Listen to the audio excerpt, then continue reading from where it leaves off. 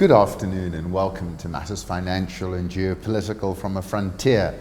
Sub-Saharan Africa, if there is something of grand importance in Sudan right now, it is how much foreign influence there is, said Magdi El Ghizuli, a fellow at the Rift Valley Institute, a think tank. Despite the bravery of the mass movement, there's a lot of foreign meddling, regional factors that are decisive and might call the last shot. Both sides are digging in, raising the prospect of more violence. Hemedti, arguably the most powerful man in Sudan, has little incentive to cede power. Thousands of his RSF are already in control of Khartoum even before the bloodshed. Armed with rocket-propelled grenades and machine guns mounted on trucks, the RSF is by far the most feared force in Sudan, menacing young men who mastered desert warfare in Darfur but lack the discipline of the regular army. The RSF grew out of the Arab Janjaweed militias accused of atrocities in Darfur.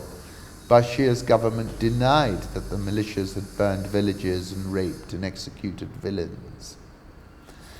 On Thursday night, mosque clerics in several parts of Khartoum, acting at about the same time, used microphones to urge people to take up arms against criminals.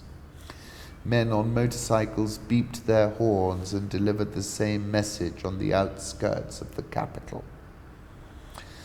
It's just an extraordinary microcosm of the world, isn't it? Rwanda reopens border with Uganda to trucks for 12 days, Reuters is reporting. Rwanda's revenue body said it was pleased to inform the general public that heavy trucks are allowed to provisionally cross Gatuna border for 12 days starting Monday. At the end of February, Rwanda started blocking Ugandan cargo trucks from entering at the crossing, which Rwandans call Gatuna and Ugandans call Katuna. Moody's said on Monday it had lowered its forecast for South Africa's 2019 economic growth to 1% from 1.3%. The quarterly decline, the largest in 10 years, is credit negative for the government of South Africa's Baa3 Stable Revenue and Policy Options, Lucy Vila. The first quarter contraction presages low growth in the year as a whole. If Moody's were to relegate South African debt to junk status, billions of dollars could leave the economy. South African all shares been lifted by the gold price. It's up 10.89% year to date. Dollar rand, bit of a recovery, but let's see how long this lasts. 14.76 last. Egyptian pound, steady as you like, 16.761. Egypt's EGX 30 is up 8.54% this year. Nigerian all-share down 3.53% this year. Ghana Stock Exchange down 2.71% year to date. China says it's ready for trade talks with the East Africa bloc. This is the Kenya ambassador.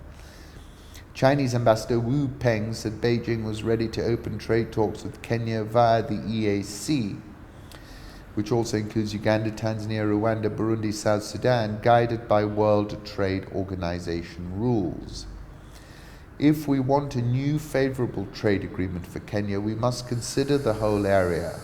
But we are open to this task, this possibility, and we're ready to talk with the EAC together, Wu said in an interview. Kenya imported goods worth $3.67 billion from China last year, while exporting goods worth $113 million. Nairobi wants to export more farm products like avocados to China. The two nations have completed a protocol opening up frozen avocado exports to China, but exports of fresh avocados are still blocked due to biosafety concerns. I'm pushing it very hard and maybe just need scientific assistance to Kenyan farmers, Wu said. Let's move to Kenya. Kenya's coal plant's power could cost 10 times more than suggested. Electricity from a planned coal-fired plant in Lamu might cost 10 times as much as its developers suggest, according to an energy group that wants the project cancelled. The plant will require an estimated $2 billion of investment, is projected to be able to produce 1,050 megawatts of electricity. The project is 51% owned by Centum and is backed by GE's so-called ultra-supercritical clean coal technology. Given the realistic costs of coal, electricity from the plant could sell for as much as 75 US cents per kilowatt hour, more than 10 times the plant's proponents have claimed. Cleveland-based Institute for Energy Economics and Financial Analysis said in a report, I haven't seen this report, the power purchasing agreement would require payment of at least $360 million in annual capacity charges, even when the plant doesn't produce any power.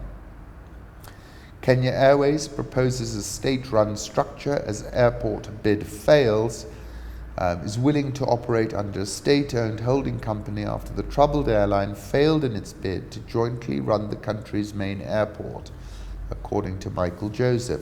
Airline reported a 5.95 billion shilling, $59 million loss, is proposing a model similar to Emirates and Ethiopian, which operate as units of state-owned holding companies. Such an arrangement would enable it to double its fleet in 5 years. We need the financial structure to enable us to do that. It might not be cash, it might be the balance sheet, which is why the airport deal was very important for us. Serena Hotels TPS gets waivers from lenders, lent at 2.5 billion shillings after delays in refurbishing the flagship Nairobi Serena Hotel affected its cash flow. Proparco, Barclays Kenya and Barclays Tanzania have agreed to allow the NSE-listed firm to reschedule the loan repayments. The NSE is up 6.84% year-to-date, trades at a price-earnings ratio of 11.81. Thank you for stopping by.